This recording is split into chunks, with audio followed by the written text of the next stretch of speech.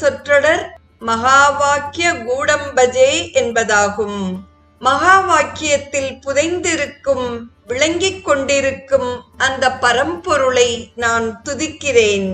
வேதத்தில் கடவுளும் நாமும் வேறு என்று கூறும் வாக்கியங்கள் மகா வாக்கியங்கள் அல்ல, அவை கண்டார்த்த வாக்கியங்கள்.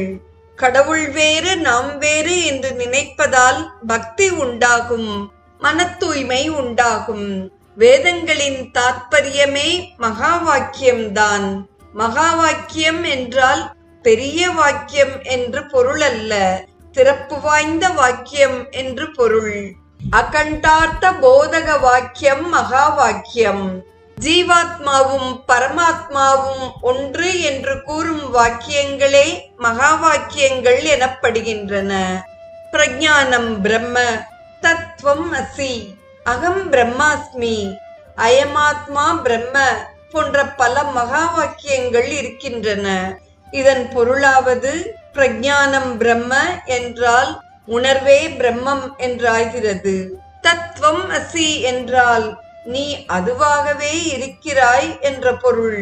அகம் பிரம்மாஸ்மி, நான் பிரம்மமாகவே இருக்கிறேன்.